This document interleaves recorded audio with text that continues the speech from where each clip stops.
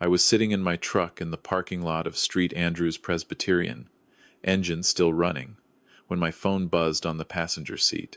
I almost didn't answer it. Sunday mornings were the one time I allowed myself to disconnect. No emails, no voicemails, nothing. Just me, the familiar stone walls of the church my wife Margaret had loved, and whatever quiet I could piece together since she passed.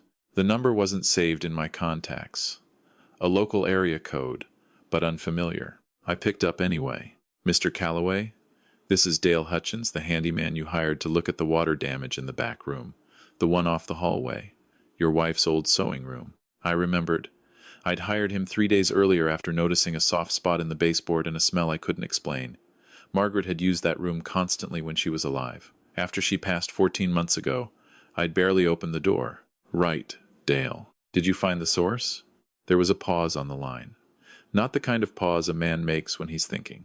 The kind he makes when he's deciding how much to say. "Mr. Calloway, I found the water damage, fixed it. But I also found something else. Inside the wall cavity, behind the drywall I had to cut open." Another pause. "I think you need to come home. And sir, I'd come alone if I were you." I stared at the church entrance where a few families were filing in out of the October cold. My hand tightened around the phone. "I'll be there in 10 minutes. The drive from St. Andrews to our property on the edge of Caledon, Ontario took closer to 15. The whole way, I ran through possibilities in my mind. Old insulation, a pest problem, some forgotten box Margaret had stashed and never mentioned. Margaret had been private about certain things, not secretive, just private. It was one of the qualities I'd loved about her in the 31 years we were married. She processed things quietly, on her own schedule, in her own space. Dale was standing in the kitchen when I came through the back door. He was a weathered man in his early 60s, the kind of tradesman who'd seen everything, and rarely looked rattled. He looked rattled. He didn't say anything at first. He walked me down the hallway to the sewing room and pointed at the opened wall section. The drywall leaned against the baseboard, insulation pulled back. Inside the cavity, resting on a wooden ledge that someone Margaret had clearly installed deliberately, was a metal document box, the kind with a small combination lock. Beside it, wrapped in a plastic freezer bag, was a USB drive. "I didn't touch either one," Dale said quietly. "I just stopped what I was doing and called you." I thanked him, paid him in full, and asked if he'd mind finishing up another time. He nodded, gathered his tools without a word, and let himself out. Good man. I carried the box and the drive to the kitchen table and sat down. The box took me 2 hours to open. I tried Margaret's birthday, our anniversary, our son's birthdays. What finally worked was the year we first met, 1987. Inside were folded documents, a handwritten letter addressed to me, and photographs. The letter was in Margaret's handwriting. "If you're reading this, then I didn't get the chance to tell you myself. I'm so sorry, Gordon. I need you to know that I tried to protect you. I tried to handle it without pulling you into something ugly. Please read everything in this box before you speak to anyone. Anyone, including the boys." I set the letter down. The boys. Our sons, 34-year-old Brendan and 30-year-old Noel, both of whom had been the picture of grief at Margaret's funeral, both of whom called me every week to check in, or at least that's how I'd understood those calls. I read every document in that box. Then I found a way to access the USB drive on Margaret's old laptop, which I hadn't powered on since the week after she died. What I found over the next 3 hours unraveled a year and a half of a story I thought I already knew. Margaret had been diagnosed with an autoimmune condition about 2 years before she passed. Her decline had been gradual enough that her doctors and I had attributed the worsening symptoms to the illness itself and the stress of treatment. She'd been fatigued, nauseous, losing weight. There had been a hospitalization in the spring before she died, which her specialist had explained as a flare-up. What I hadn't known, what Margaret had only begun to suspect 7 months before her death, was that the flare-up might not have been entirely natural. The USB contained a folder she'd labeled simply, "For Gordon." Inside were screenshots of bank records, a series of emails, and a document she'd written herself, organized, methodical, like everything Margaret did. She had been a financial analyst for 22 years before she retired. She knew how to follow a money trail. 2 years before she died, Margaret had quietly begun restructuring how her personal assets were organized. She'd done this, she wrote, after noticing something strange. Money was leaving her accounts. Not all at once. Small amounts. Irregular. The kind of movement that a person with no financial background might miss. She hadn't missed it. She'd traced it to Brendan. Our older son had signing authority on one of her accounts set up years earlier for convenience, when she'd been traveling for work and needed someone to manage bill payments. He had been making transfers to an account she didn't recognize. Over 18 months, he had moved just under $60,000. When she'd confronted him quietly, privately, not wanting to involve me until she was certain he had not denied it, he had explained it as borrowing.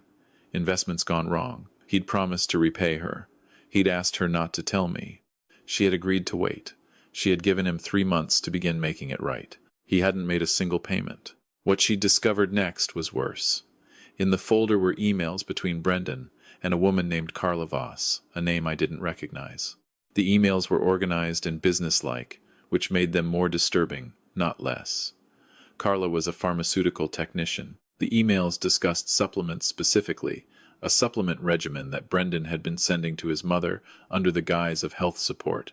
Things he'd researched for her condition, he'd said. Things that might help with energy and inflammation. Margaret had written this.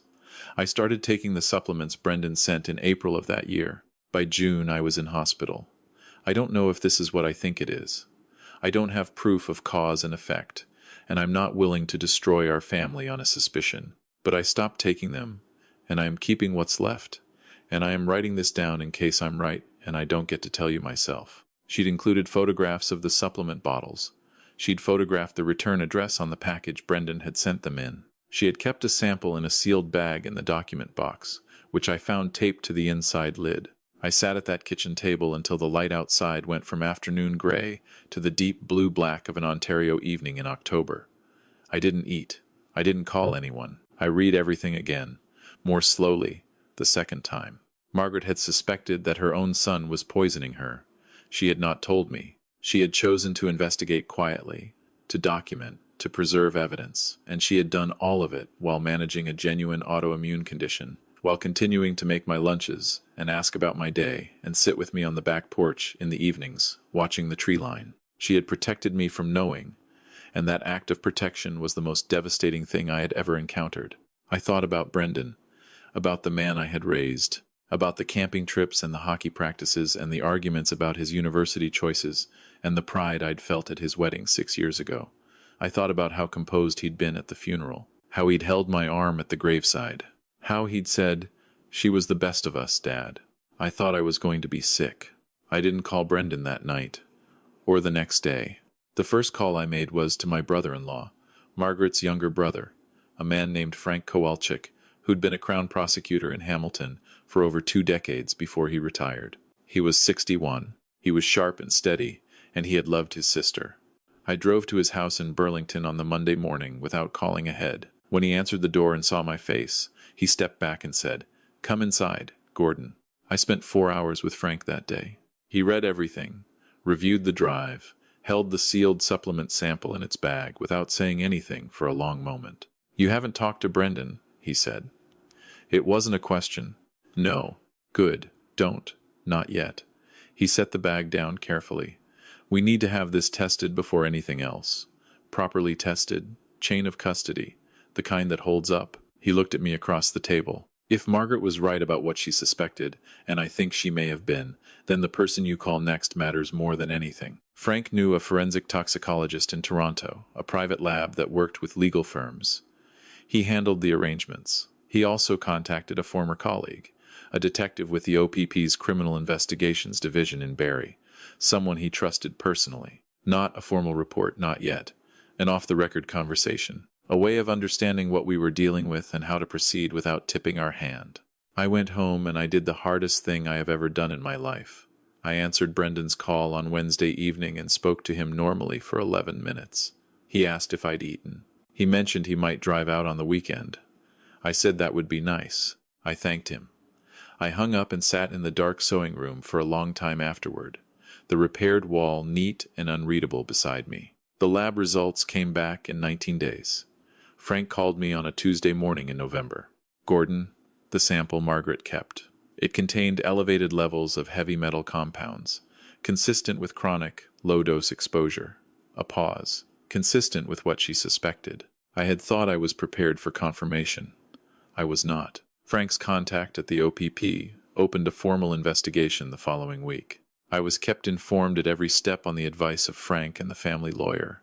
I retained a woman named Sandra Okafor in Brampton, who handled cases exactly like this, and who was, I would come to understand, formidable. What the investigation uncovered over the following months was a picture that was worse in some ways than what Margaret had documented, and, in other ways, more complicated. Brendan had accumulated significant gambling debts over the course of 4 years. Not recreational losses, organized debt, the kind with consequences attached. He owed money to people who did not accept payment plans. He had taken from Margaret's account out of desperation, and when she'd confronted him and given him the chance to repay it, he'd known he couldn't. He'd known she would eventually tell me. The supplements had been his solution to that problem. Carla Voss was interviewed. She maintained initially that she'd only discussed the compounds in the abstract, that she hadn't known what Brendan intended to use them for. This position became difficult to sustain when investigators recovered her full communication history with Brendan, which included a message from him the week after Margaret's hospitalization that read, "It's working.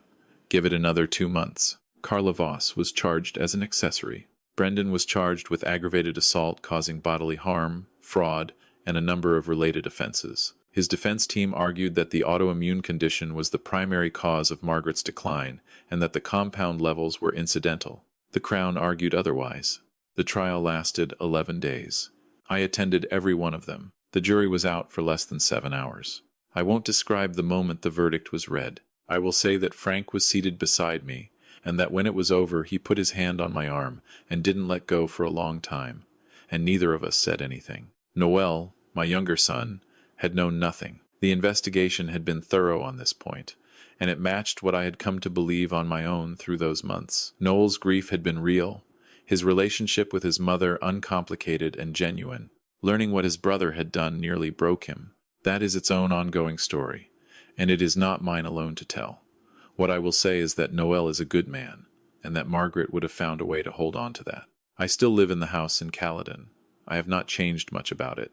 The sewing room is still a sewing room, and sometimes I open the door and stand in it for a while. Margaret's things are as she left them. The repaired wall looks like any other wall now. Dale Hutchins did good work. There is something I want to say to anyone who has read this far, because I did not understand it until I lived through it, and I think it matters. Margaret did not tell me what she suspected because she wanted to protect me. That impulse came from love, and I understand it completely, and I will never hold it against her. But silence, even well-intentioned silence, can leave people without the information they need to protect themselves and others. If you suspect something is wrong, especially in your own home, write it down. Keep evidence. Tell someone you trust, absolutely. Don't wait until you're certain before you speak, because certainty sometimes arrives too late. And if someone you love is declining in ways that medicine alone doesn't seem to explain, ask more questions. Push harder. Request second opinions. The people around us who are suffering often minimize what they're going through because they don't want to worry us. Our job is to worry anyway. Margaret was the most self-sufficient, capable woman I have ever known. She handled what she found with more composure and methodical care than most people could manage under ordinary circumstances. She preserved the evidence that brought her son to trial. In a very real sense, she built the case herself, in a wall, in a metal box, with a combination lock set to the year we first met. That was who she was. I was lucky to have loved her.